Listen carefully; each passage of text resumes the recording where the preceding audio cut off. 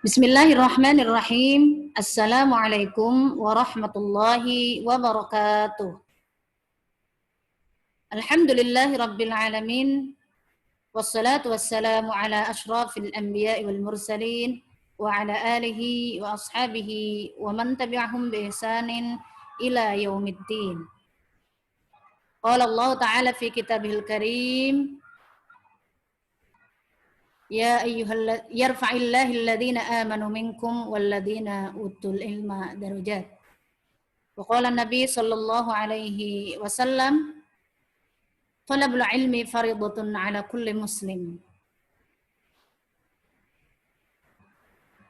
Kaifa halukum ayyuhat tullab wat talibat fi fasli sadis? La'allakum wa la'allakunna fi khairin. Anak-anak yang soleh dan solehah, siswa-siswi kelas 6 SDIT Al-Arabi yang dimuliakan oleh Allah Subhanahu wa taala insyaallah. Apa kabar kalian semua pada hari ini? Ustadzah mendoakan semoga kalian senantiasa berada dalam kebaikan dan semoga Allah melindungi kita semua dari berbagai keburukan. Alhamdulillah, kembali kita bisa bersua di udara pada hari ini dalam mata pelajaran fikih, anak-anak soleh yang solehah ya, dalam mata pelajaran fikih. Insya Allah pelajaran fikih kelas 6 kita di edisi hari Selasa ini 22 September 2020 ya. Pelajaran fikih kelas 6 edisi Selasa 22 September 2020. Insya Allah kita akan mempelajari bab ketiga ya dari buku panduan yang kita miliki, buku panduan fikih untuk kelas 6 ya. Kita akan mempelajari bab ketiga yaitu tentang ketentuan jual beli dan sewa menyewa. Ketentuan jual beli dan sewa menyewa. Baik, ini pelajaran atau materi yang akan kita pelajari pada hari ini ya. Ustazah mohon dan berharap kepada kalian agar kalian senantiasa menghadirkan ruh dalam belajar. Insya Allah kalau ruh kita hadir, ya ikut hadir dalam belajar. Artinya kita berupaya bersungguh-sungguh ketika kita belajar, bersungguh-sungguh berusaha untuk memahami, bersungguh-sungguh berusaha untuk mendengarkan dengan baik, bersungguh-sungguh berupaya atau berusaha untuk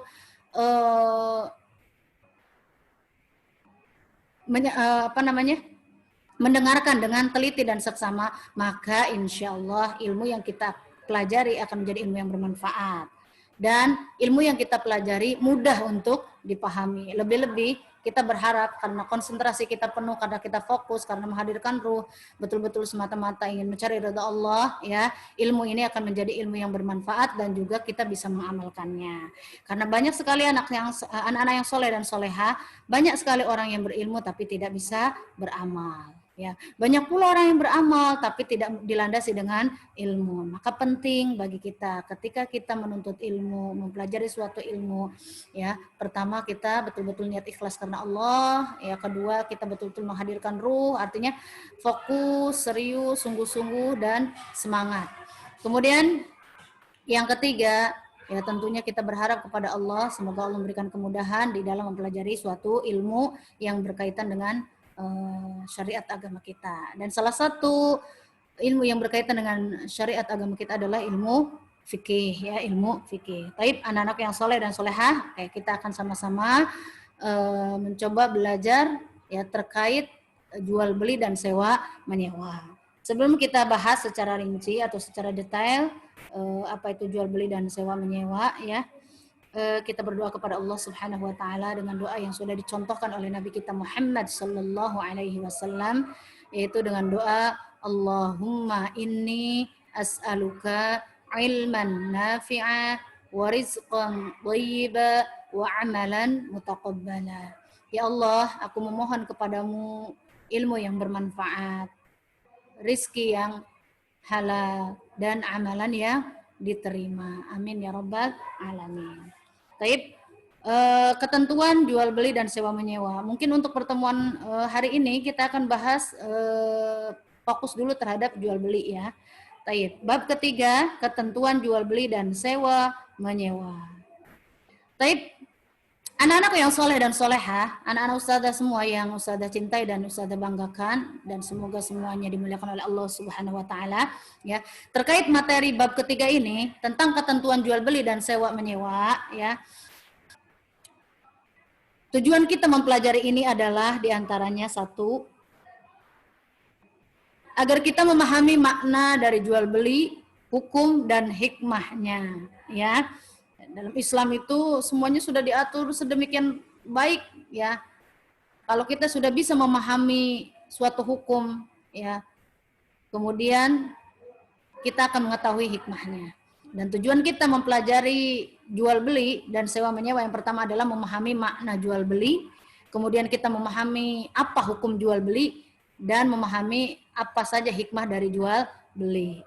Kemudian tujuan pembelajaran yang kedua dari materi yang akan kita pelajari yaitu meyakini rukun dan syarat jual beli.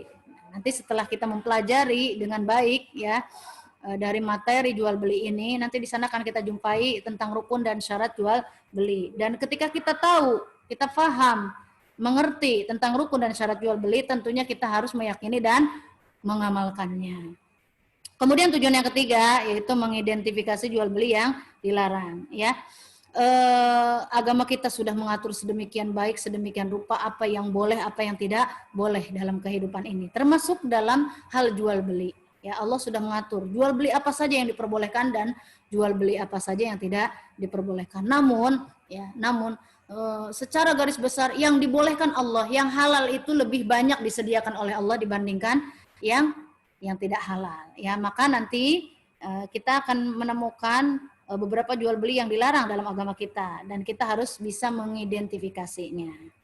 Kemudian tujuan pembelajaran yang keempat dari pembelajaran yang kita akan pelajari pada hari ini adalah menjelaskan tata cara pelaksanaan sewa menyewa. Ya, mungkin ini akan kita lanjutkan di pertemuan berikutnya, ya, karena tidak mungkin juga kita mempelajarinya secara keseluruhan dalam satu waktu, karena memang belajar itu perlu waktunya itu bertahap dan lama, dan kita harus sabar. Kata Imam Syafi'i rahimahullah ta'ala, beliau pernah memberikan pesan kepada kita semua, akhi lan tanalul ilma illa bisittatin, wahai saudaraku, tidaklah engkau akan mendapatkan ilmu kecuali dengan 6 perkara, zakain wa hirsin wa bulghatin wa irsyadi ustadin wa tulu zamanin, ya. Tidaklah engkau dapatkan ilmu itu kecuali dengan 6 perkara. Pertama, zakain, kecerdasan, artinya ya ada kecerdasan dalam diri kita, ya. Kita dibekali dengan akal, dengan otak, ya, manusia, dan itu sumber kecerdasan manusia. Meskipun mungkin ya di antara kita ada yang berbeda-beda dalam memahami pelajaran, tapi Allah sudah membekali kita dengan akal, dengan kecerdasan, ya. Jadi semua manusia itu cerdas karena dibekali oleh Allah dengan akal. Zakain, kemudian wahirs, kemauan yang keras, sungguh-sungguh, ya, kemauan yang keras, pasti itu akan mendapatkan ilmu. Kemudian yang ketiga, wabulghah, ada ongkos, ya, namanya belajar itu pasti ada ongkosnya, ada biayanya. Seperti kalian belajar di sekolah ada bayarannya, ya, ada bayarannya. Karena memang ilmu itu mahal, ya, ilmu itu mahal. Kemudian wa irsyadi ustadin, ada petunjuk guru, ya, ada gurunya kalau belajar nggak ada gurunya siapa, ya, jangan-jangan setan yang jadi gurunya, nanti akhirnya jadi sesat, ya.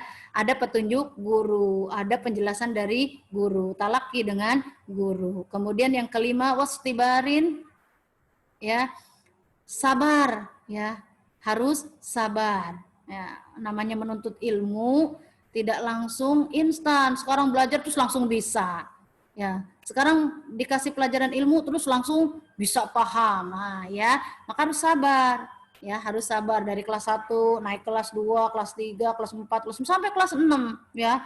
Bertahun-tahun kita belajar, ya, bahkan kita diwajibkan belajar oleh Allah sampai kita mati, ya, sampai diwafatkan oleh Allah. Jadi kita harus sabar kelas 1 dulu, sebelum kelas 1 ada TK dulu, ya kan, ya.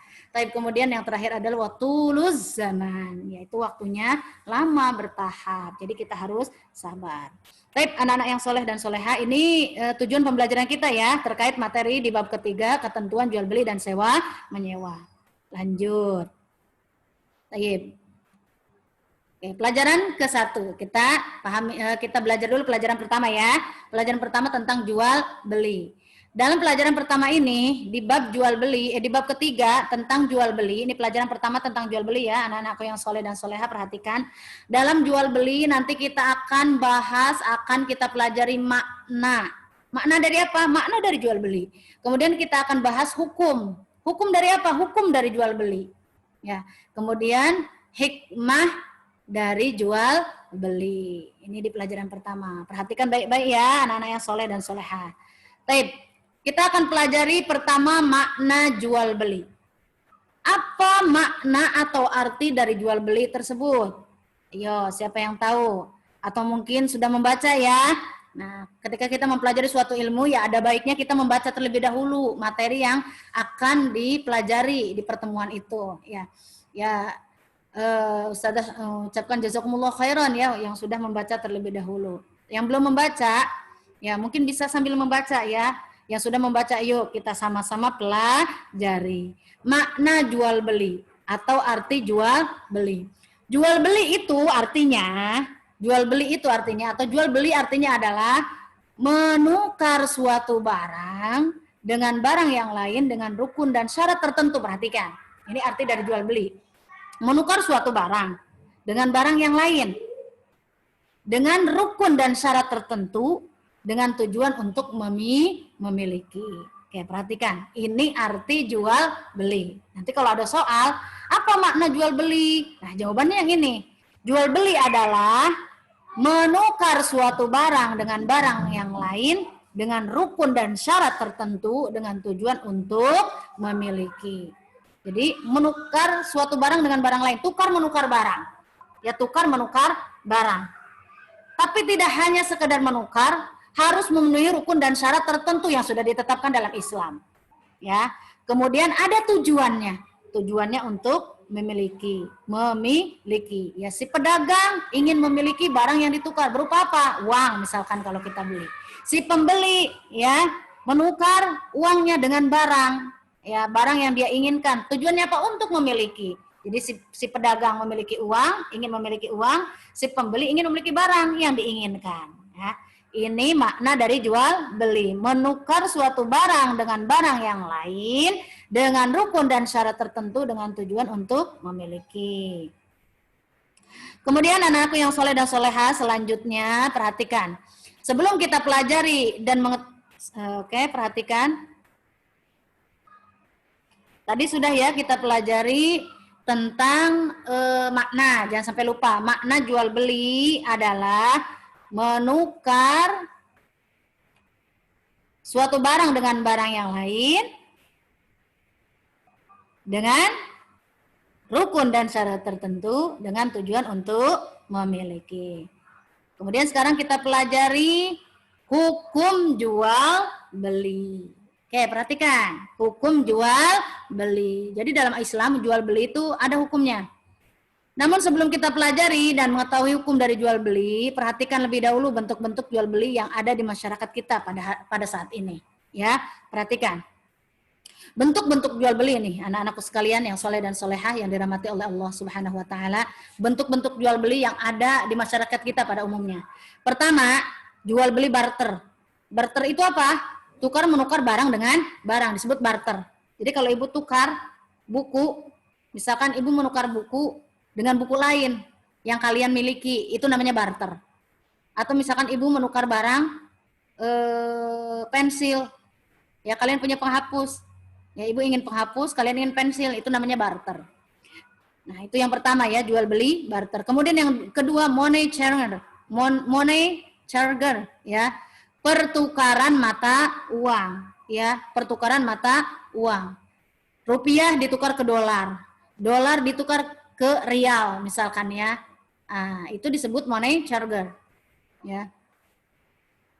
Kemudian yang ketiga jual beli kontan atau cash, ya artinya apa? Jual beli dibayar kontan tunai. Kita pengen beli TV, misalkan, pengen beli televisi, atau kita ingin beli kulkas, ya. Kita datang ke toko kulkas, ya kemudian kita bayar cash, ya kulkasnya kita dapatkan, kita bayar ke tokonya dengan uang cash, kontan, ya. Kemudian yang keempat, jual beli kredit.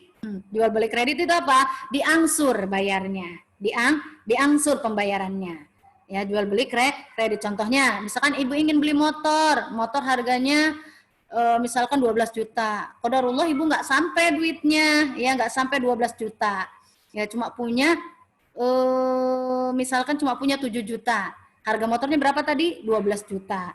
Nah, ibu kepingin karena motornya sudah butuh buat bolak-balik ke sekolah misalkan, ya. Misalkan. Nah, ibu butuh sekali motor sebagai transportasi untuk pulang pergi ke sekolah atau PP ke sekolah atau bolak-balik ke sekolah. Ya, ke sekolah tujuannya bukan untuk mengajarkan ilmu dan juga untuk belajar. Maka itu kan kebutuhan yang primer ya, kebutuhan yang primer. Artinya butuh untuk itu, ya butuh untuk mendapatkan barang tersebut. Nah, tapi ibu tidak punya uang seharga asli motor misalkan ya, yang tadi harga aslinya 12 juta, ibu cuma punya 7 juta. Maka ibu bertujuan membeli dengan cara kredit. Uang yang ibu miliki 7 juta tersebut, ibu gunakan untuk DP motor, ya selebihnya ya sisanya ibu bayar dengan cara dikredit, diangsur. Misalkan lebihnya itu kalau 12 juta berarti lebihnya 5 juta, yang belum dibayar 5 juta. Nah, ibu membuat akad kepada orang yang ingin menjual motor tadi atau kepada toko yang ingin menjual tadi ya dengan cara kredit ya. Yang 5 juta saya angsur ya, saya bayar 5 kali misalkan ya. 5 kali atau 5 bulan. Jadi setiap bulan saya bayar 1 juta, 1 juta, 1 juta, 1 juta. Oke, perhatikan ya, ini namanya jual beli kredit. Tapi perhatikan, dalam jual beli kredit jangan sampai kita melakukan praktek jual beli riba yang diharamkan oleh Allah Subhanahu wa taala. Ya. Salah satu contoh jual beli yang ada unsur ribanya, misalkan beli motor tadi seperti yang ibu alami ya. Setiap bulannya kalau telat ada denda, maka ini termasuk riba, ya, termasuk riba, maka tidak boleh. Ya, harus kita hindari. Kemudian macam jual beli yang kelima adalah jual beli lelang. Jual beli lelang itu apa ya? Mungkin bisa dilihat di buku ya, di buku panduan. Jadi kita menawarkan suatu barang yang hendak dijual ya kepada masyarakat dengan tujuan mencari pembeli yang tertinggi. Ya, mencari pembeli dengan harga yang tertinggi ini boleh ya dalam agama kita. Nah, macam-macam bentuk jual beli di atas harus dilakukan sesuai hukum dan ketentuan dalam agama Islam. Iya, Islam itu sudah mengatur semuanya. Ya, hukum-hukum dalam agama kita semuanya sudah diatur yang dibawa oleh Nabi kita Muhammad SAW risalahnya. Ya. Jadi kita tidak asal melakukan praktek jual beli ya tanpa memperhatikan kaidahnya, tanpa memperhatikan hukum-hukumnya. Ini jual beli ini boleh atau tidak ya? Ini jual beli ini haram atau tidak ya? Nah, itu harus kita perhatikan. Nah, dalam agama Islam sudah diatur. Oke? Sudah diatur. Ya. Nah, ini tentang macam-macam bentuk jual beli ya. Dan semua harus dilakukan ya sesuai dengan hukum dan ketentuan dalam agama Islam ya. Kalau di luar hukum dan ketentuan agama Islam maka dilarang. Hukum asal jual beli dalam agama Islam adalah halal atau mubah, ya halal atau mubah boleh, ya. Allah telah menghalalkan jual beli yang sesuai ketentuan syariat Islam. Allah Subhanahu wa taala berfirman dalam surat Al-Baqarah ayat 275 bahwasanya Allah Subhanahu wa taala berfirman wa ahallallahu al-bai'a wa harrama riba. Nih, perhatikan dalil dari jual beli nih, perhatikan anak-anak yang soleh dan soleha. Ini dalil dari jual beli, dari materi kita. Allah Subhanahu wa taala berfirman dalam surat Al-Baqarah ayat berapa? 275. Kata Allah, wa ahallallahu al-bai'a wa harrama riba. Allah telah menghalalkan jual beli dan mengharamkan riba. Nah, perhatikan. Jadi jual beli halal hukumnya. Jual beli halal, ini hukum asal jual beli. Hukumnya halal, boleh, mubah. Ya. Dan jual beli yang halal ini yang seperti apa? Yang sesuai dengan hukum dan ketentuan dari agama Islam. Dan Allah mengharamkan riba. Ya, riba tadi ya, yang sedikit sudah Ibu jelaskan tadi ya. Contohnya ya jual beli ya dengan cara kredit, tapi kalau terlambat ada denda, itu termasuk riba. Maka harus kita hindari karena Allah mengharamkan itu. Baik, ini dalil dari jual beli ya. Anak-anak yang soleh dan soleha dicatat dan digaris bawahi ya, atau diberi stabilo. Dalilnya adalah surat Al-Baqarah ayat berapa? 275. Bunyinya apa? Wa ahallallahu al-bai'a wa harramar riba. Wa ahallallahu al-bai'a wa harramar riba. Nah, dari ayat ini kita bisa memahami bahwa hukum asal jual beli adalah halal atau mubah. Mubah teh boleh ya, mubah teh boleh, halal atau mubah. Ini hukum asalnya, halal. Akan tetapi meskipun hukumnya halal dan boleh, jual beli yang kita lakukan tidak boleh bertentangan dengan syariat Islam. Seperti yang sudah Ustazah katakan tadi, ya. Jual beli ya meskipun hukum asalnya boleh ya, akan tetapi harus dilakukan dengan syariat Islam atau dengan ketentuan Islam. Kalau tidak bertentangan dengan syariat Islam maka halal. Tapi kalau bertentangan dengan syariat Islam maka tidak boleh.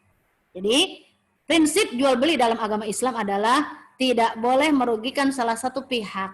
Harus dilakukan atas dasar ridho bukan karena paksaan. Ini prinsip jual beli dalam Islam. Perhatikan.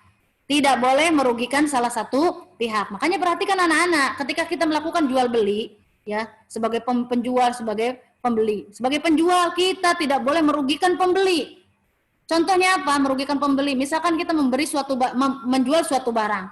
Ya barang itu ada cacatnya, tapi tidak katakan yang sebenarnya, tidak kita katakan yang sebenarnya dari barang yang kita jual beli. Itu ya bahwa ada cacatnya, maka ini akan merugikan pembeli. Ya. Kalau kita menjual suatu barang dan terdapat cacat di barang yang kita jual belikan, kita harus sampaikan, kita harus jelaskan. Ya, kita harus jelaskan. Kenapa? Karena kalau tidak kita jelaskan, nanti bisa merugikan pembeli.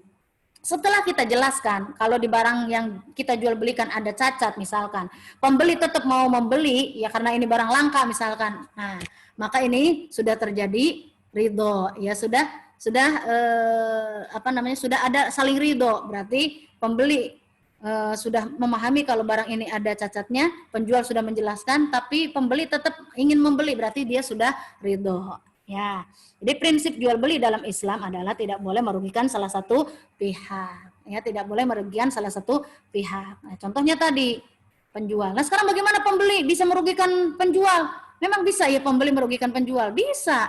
Contohnya apa? Menawar dengan harga yang sangat murah di bawah harga pasaran. Misalkan harga kulkas misalkan ya, di pasaran itu ya antara 1,5 juta sampai 2 juta, ditawar 500.000 ya, Masya Allah. Ini merugikan penjual ya. Maka prinsip jual beli dalam Islam adalah tidak boleh merugikan salah satu pihak. Harus dilakukan atas dasar saling ridho, bukan karena paksaan. Paham tuh? Insya Allah ya.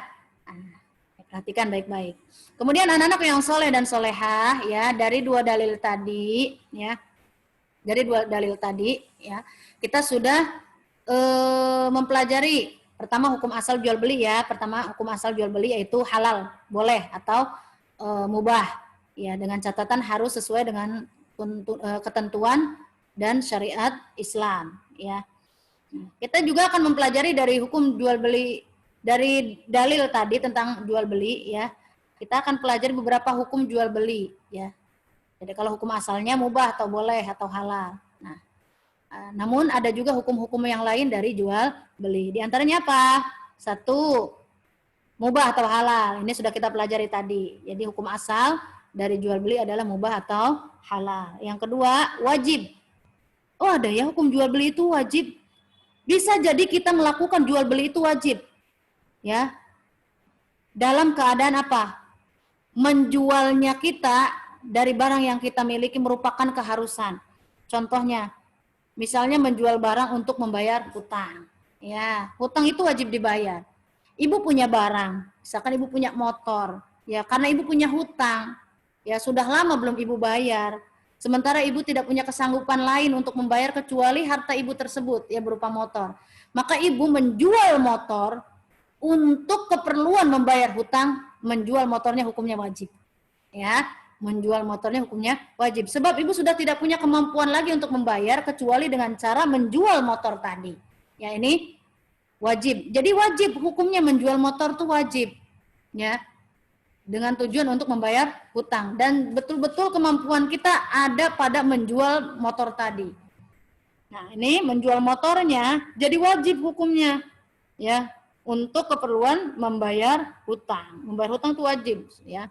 Seseorang yang memiliki hutang tidak tidak dibayar sampai ia mati, maka akan tergantung, ya, nasibnya akan tergantung, ya. Artinya apa? Karena ada kewajiban yang belum dia tunaikan terhadap manusia, ya, maka Allah menggantungkan nasibnya di saat sakaratul maut, ya. Jadi kalau punya hutang wajib dibayar, ya, wajib dibayar, kecuali kalau memang kita betul-betul tidak memiliki kemampuan sama sekali. Dan tentunya kalau kita tidak memiliki kemampuan untuk membayar hutang, kita jangan berhutang, ya, jangan berhutang. Taib, ini yang kedua, ya, wajib. Wajib, seseorang melakukan jual beli wajib hukumnya dengan tujuan untuk membayar hutang. Seperti yang sudah Ibu jelaskan contohnya tadi, ya. Kemudian yang ketiga, hukum dari jual beli adalah sunnah. Kapan hukum jual beli menjadi sunnah? Ketika menjual barang kepada orang yang sangat memerlukan. Menjual barang kepada orang yang sangat memerlukan. Contohnya, Ibu memiliki HP, ya. Ibu memiliki HP. Kemudian HP ini sebagai pelengkap saja, ya, sebagai pelengkap saja, ya. Kemudian sekarang sedang musim daring, ya. Artinya bagi yang tidak punya HP, tentunya tidak bisa mengikuti pembelajaran secara daring, ya. Dan HP ini saat ini berarti sangat diperlukan. Maka ibu menjual HP ibu kepada orang yang sangat memerlukan tadi, ini sunnah hukumnya. Sunnah. Menjual barang kepada orang yang sangat memerlukan. Dia tidak punya HP, sementara pembelajaran harus daring, online, tidak bisa langsung. Dan dia diberi kemampuan, ya, diberi kemampuan untuk beli HP tersebut, ya. Ya, alhamdulillahnya mungkin HP-nya harganya murah, ya, tapi bisa untuk daring, ya. Maka menjual barang kepada orang yang memerlukan tadi itu menjadi sunnah hukumnya buat ibu yang memiliki barang, ya.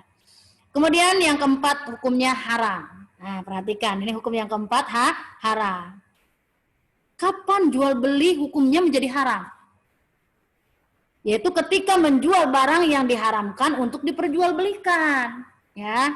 Menjual barang yang diharamkan untuk diperjualbelikan dalam Islam. Contohnya apa? Menjual beli khamar. Khamar sudah jelas hukumnya haram, maka jangan diperjualbelikan. Contoh lain. Jual beli patung. Nah, perhatikan, patung itu dalam agama Islam dilarang, ya. Tidak diperjualbelikan saja dilarang. Kita memahat batu menjadi patung menyerupai makhluk bernyawa, kemudian dijadikan pajangan di rumah kita, ya, itu diharamkan, apalagi diperjualbelikan, ya. Nah, maka perhatikan anak-anak yang soleh dan soleha, ya. Kapan jual beli itu menjadi haram? Ya, kapan jual beli itu menjadi haram? Ketika seseorang menjual barang-barang yang diharamkan untuk diperjualbelikan dalam Islam. Ya, contohnya tadi jual beli khamr, ya, jual beli gambar-gambar makhluk bernyawa, patung, ya. Itu tidak diperbolehkan. Atau contoh lain, jual beli menjadi haram, ya. Tadinya bendanya itu mubah untuk diperjualbelikan. Contoh pisau. Pisau itu boleh diperjualbelikan, boleh. Ya, kita butuh untuk masak, ya, pisau itu untuk memotong sayuran, motong buah dan lain sebagainya. Kan kita butuh pisau. Akan tetapi ketika berjual beli atau menjual beli pisau dengan tujuan untuk membunuh, ya.